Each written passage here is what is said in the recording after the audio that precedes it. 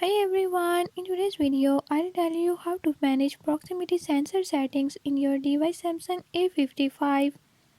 In this video I'm gonna show you how you can do it.